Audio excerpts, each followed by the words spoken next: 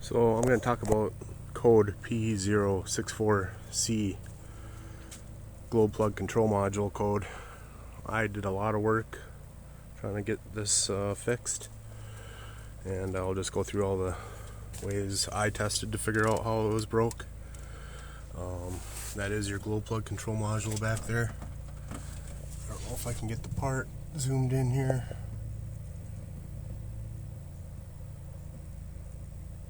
I don't think you guys can see that, but anyways, that's the part number. You can look it up.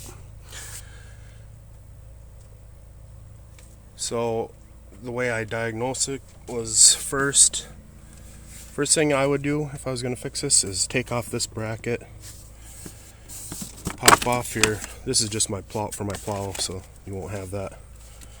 And I would go through all these fuses and make sure every one of them is good. It's mainly these ones here that control your diesel stuff. And then this cover, once you pull this bracket off, this cover comes off, and there's going to be a big fuse like this big, like mounted underneath this, and one over here. This one controls your air intake heater. This one controls your glow plug control module. So cord runs from there over to here. And you want to make sure that cord is good and that these connections are good and the fuse is good. So I would do that first, because what this code means is that it's getting different voltage from your battery or your ignition to your glow plug, have different voltages. So then you can come over here, you can check your air heater, make sure that's not drawing too much. This is the other cord that goes where I was just talking, on the other side of the fuse that goes into here. Make sure these connections are real good. This you can test for voltage, and I will go show you all that. So you want to make sure this is having enough volts and that's having enough volts, and that the lines coming through the engine are good. So I'll go show you all the diagrams for that. This is your connector for your glow plug control module. You will look down here, you want to make sure you want to go to 52, and you want to make sure your ignition voltage is good. Check that, make sure that one is good.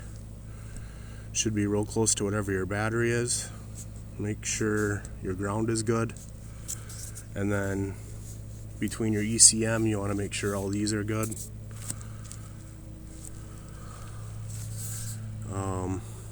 But mainly you want to look at, let's see, your air intake voltage signal. You want to make sure this TN 30 is good. Here's the diagram one more time. You'll go over to here. This is the plug-in for your air intake heater. You'll be number 5. Make sure that's good. And then this is going from your glow plug control module to your ECM. That's one plug-in.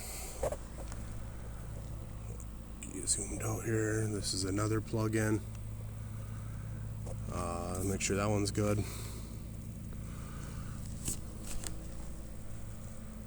I don't think, oh, one, make sure that one's good. This is the other plug-in.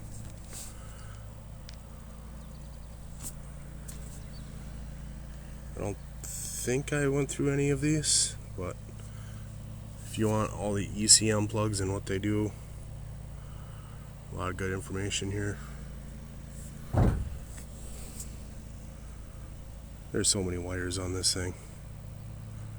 After I was said and done, I just wanted a 1970 vehicle with 4 wires going to it. So this is the glow plug control module. Again, I kind of already showed you this, but kind of nicer picture. This is the wiring diagram coming off of the glow plug control module. Pretty important. I know it's really hard to read this stuff. This one's really kind of hard to find on online. I end up having to get a program to be able to find all this information. But that should help you out.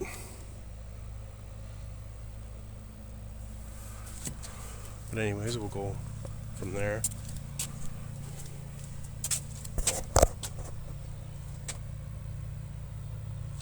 It was alldata.com is where I got all that information from. So make sure all those wires are good. Make sure all of your fuses are good. Make sure all of your battery cables are tight on your battery. I actually took all the boots off. I bought all new lugs because I was getting desperate after a few days of working on this. I even resoldered this thing on the other side where this ground goes onto the engine down here. You'll take this cover off. Well, yeah, I'll go through all the grounds right now. So you'll go take this cover off. There's two grounds on there. Ground 103 is your main one that does all of your glow plug stuff.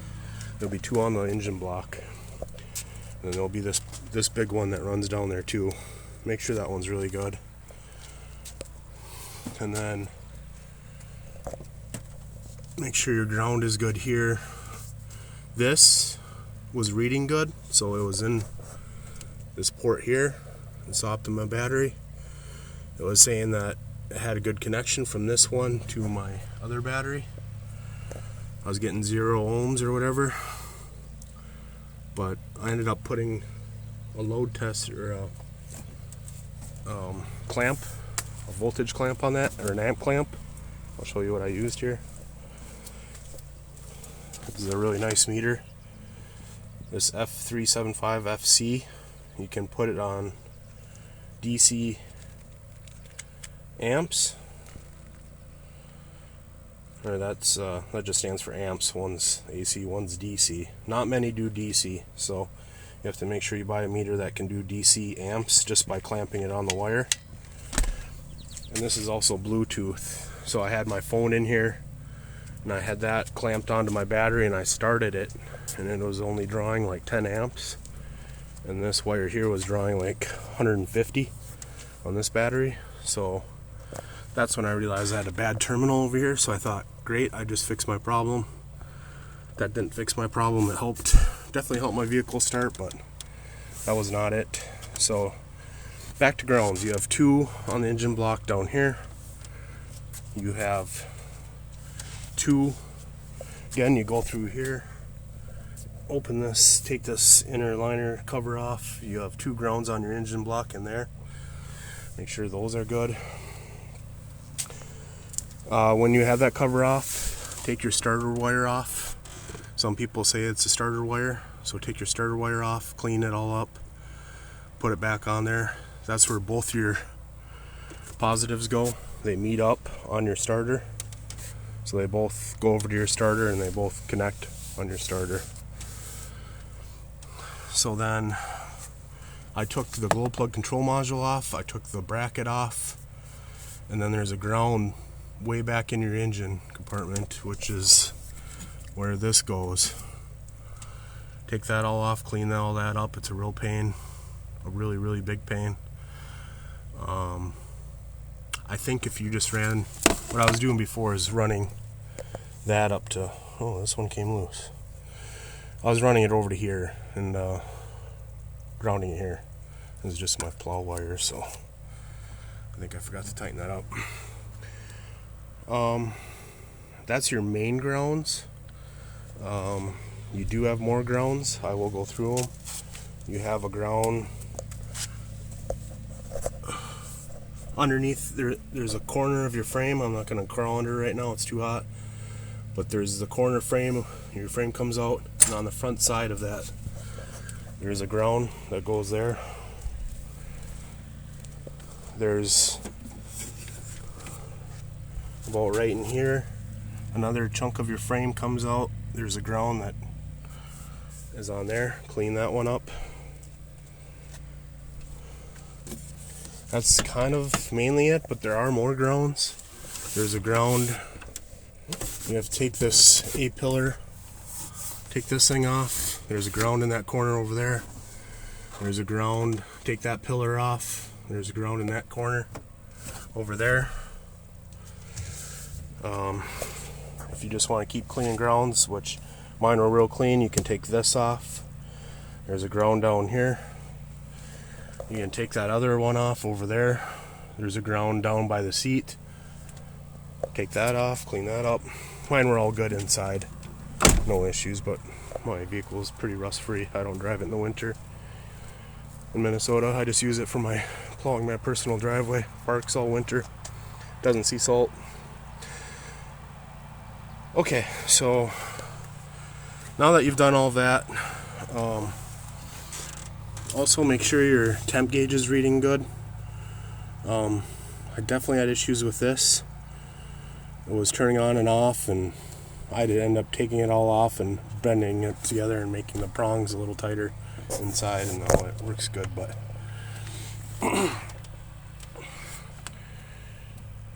so once you get all of your grounds cleaned, make sure all of your power cables are tight, make sure everything's feeding good. Like I said, I had to move that bracket because it was stripped out. That was the problem with this one. It was stripped out. I had to move it to the top. I didn't want to buy a new battery. I'd rather buy just a $10 top clamp adapter. So once that's all done and you're still getting the air, make sure your fuel heater is working. So when I went in here originally and tested all these fuses, I skipped this one right here, this bright blue one. I skipped it, or I missed it, or I don't know what happened, but that's your fuel heater relay, or fuel heater fuse.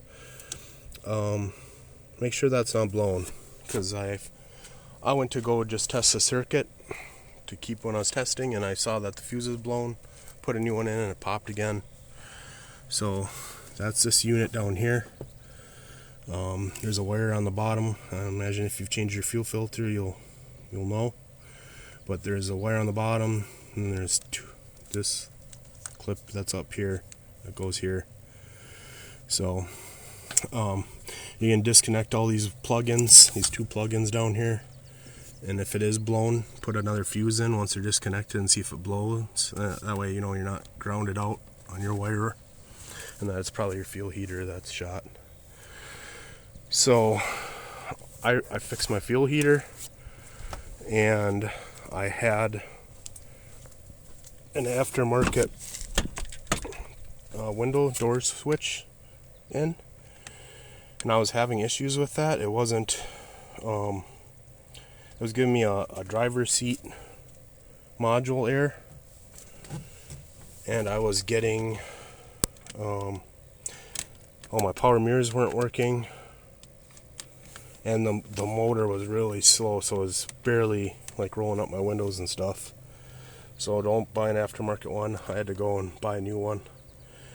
But I don't think this was the main cause. It did fix my seat module error. I think it was more the fuel heater, because I only fixed those two issues and my problem went away. I can't get that code to work. That code is kind of tricky because once you warm the vehicle up, you can remove the code with your tool, with your scan tool, and it won't come back until your engine cools down and it tries to start your glow plugs the next morning when your engine's under, I think, 85 degrees. So what you can do is disconnect this, tricking your computer into thinking that it's cold, your engine's cold, and it'll turn your glow plugs on, and then you'll see if the code can come back, because the code will just, if your heater is bad, which I think it was my problem, the code will just trip constantly when you have it powered up. You can delete it, it'll come back instantly with your key on. So I highly suggest this scanner. This is the Autel. I think it's the MK808BT Pro. This thing was a lifesaver. So there you can see all my codes are cleared. I just scanned it. And what's nice about this is if you do find everything's dandy, get my key to turn on. If everything is good and it is your glow plug control module, you will need a scan tool like this. And I'll show you that this thing you have to transfer your flow rates over from your computer over to your glow plug control module, because they back each other up. If one goes out, you can back up your flow rates, which is real important. You can definitely blow up your engine if you put in a new glow plug controller and don't switch these. So here you're able to program your flow rates from your ECM to your glow plug control module. Real easy to do. So that was a really nice tool to have, because I did buy a junkyard glow plug control module, and that did not fix my issue either. You do have one more ground. It's mainly more for the headlights. I think it might have controlled one other thing, but there's a ground behind the grill here. I think it's supposed to be mounted in the radiator, but I hit a deer and mine was off, so my headlight was dim over there. I put a ground wire on it and it brightened up instantly, so I knew it was a ground. So when I was digging around all these, because I bought the service manual for GM, and it does not show all the grounds very well on there. It shows most of them, but this one was tricky because I think this was ground 100 or something, and then there was another one right in there. But that fixed my headlight issue. I don't think it had anything to do with the glow plug control module. So if you checked all this stuff, what I just went through, mainly your battery terminal connections, make sure your voltage is good, make sure your heater is good, and make sure your fuses are good, make sure each fuse on each side is good, make sure all of your grounds that I went through are good, especially the one down here, or the two down here. There's two on your engine over here, and that one back there gives a lot of problems, but I don't think that one, I don't think had a lot to do with the diesel components. I think the next step is to replace your glow plug control module, but from what I read everywhere and what I researched, this is more of a voltage issue than it is your glow plug control module. So I had problems trying to find a video for this fix. I really went through hell trying to figure it out. I spent, I think, about a week of going through all my grounds and checking wires and doing all that stuff, because once you get this pulled off, it's supposed to have a bracket on there. I think I snapped it off a long time ago, but I think you pull a lever back and then it lifts up. Since it's broke, I have to slide the prongs back and then lift it straight up as I'm doing that. And then I just take like a sewing needle, or I took this cover off, I'm sorry. That's what I was doing originally. But if you want to keep this plugged in and test it, this cover can come off. Just be real careful with it. It's kind of tricky. You'll probably end up bending something. But then I'd take like a sewing needle and I stick it in there and back test. Same with here.